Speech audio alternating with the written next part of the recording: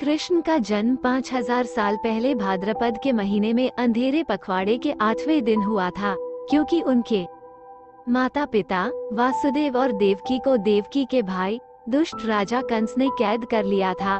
कंस को चेतावनी दी गई थी कि देवकी की 8वीं संतान उसके पतन का कारण बनेगी। अपने बच्चे की रक्षा के लिए वासुदेव और देवकी को भगवान विष्णु द्वारा अपने नवजात शिशु को सुरक्षित स्थान पर ले जाने का निर्देश दिया गया था और उन्होंने यमुना नदी को पार करके नंदा और यशोदा के घर पहुंचने के लिए ऐसा किया, जो कृष्ण के पालक माता पिता बने।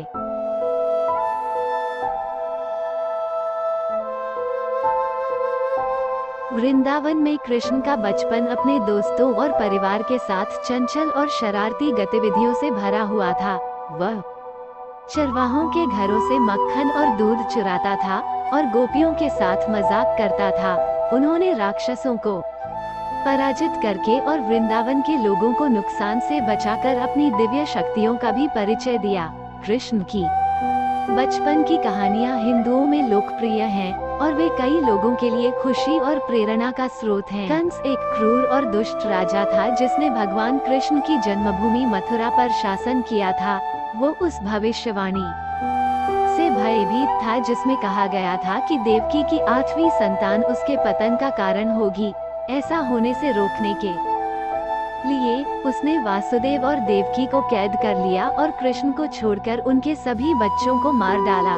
कंस के आतंक का शासन समाप्त हो गया जब भगवान कृष्ण मथुरा लौट आए और उसे मार डाला।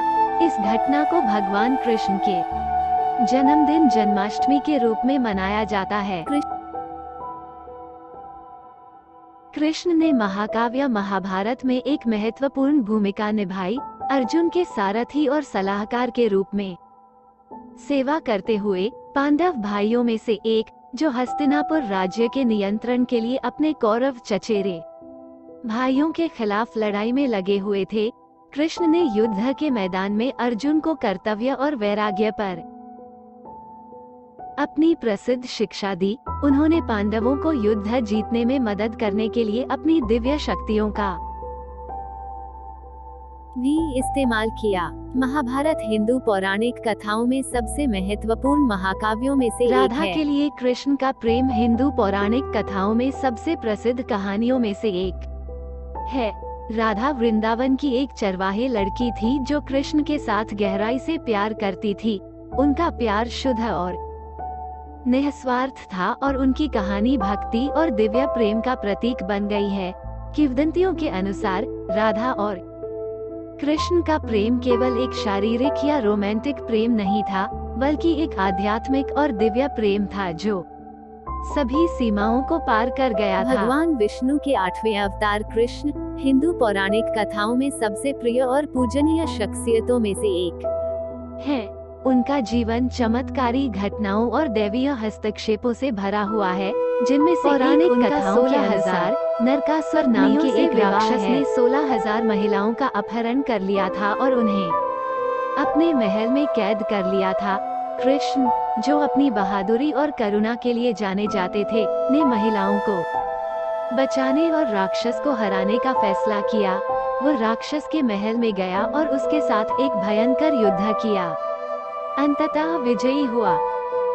दानव को हराने के बाद कृष्ण ने महसूस किया कि जिन 16,000 महिलाओं को बंदी बना लिया गया था, उन्हें अब समाज द्वारा अपवित्र माना जाता है और कोई भी उनसे शादी नहीं करेगा। उनके सम्मान और प्रतिष्ठा को बहाल करने के लिए कृष्ण ने उन सभी 16,000 से शादी करने का फैसला किया। कृष्ण की 16,000 महिलाओं से शादी को अक्सर गलत समझा जाता है और बहुविवाह के कार्य के रूप में गलत समझा जाता है। हालांकि कहानी का गहरा प्रतीकात्मक अर्थ है। ऐसा माना जाता है कि 16,000 महिलाएं उन 16,000 गुणों या गुणों का प्रतिनिधित्व करती हैं जो एक व्यक्ति में आत्म साक्षात्कार और आध्यात्मिक मुक्ति प्राप्त करने के लिए होनी चाहिए। उनसे विवाह करके कृष्ण ने प्रतीकात्मक रूप से दिखाया कि उन्होंने इन सभी गुणों को स्वीकार किया और उनका सम्मान किया। कृष्ण की शिक्षाएं हिंदू दर्शन और आध्यात्मिकता का एक महत्वपूर्ण हिस्सा हैं। उनकी शिक्षाएं मुख्य रूप से भगवद गीता में पाई जाती हैं, जो महाकाव्य महाभारत का एक हिस्सा है। भगवद गीता कुरुक्षेत्र के युद्ध के मैदान में कृष्ण और अर्जुन के बीच एक संवाद है। इसमें कर्तव्य, वैराग्य, आत्म साक्षात्कार और आध्यात्मिक मुक्ति पर शिक्षाएं हैं।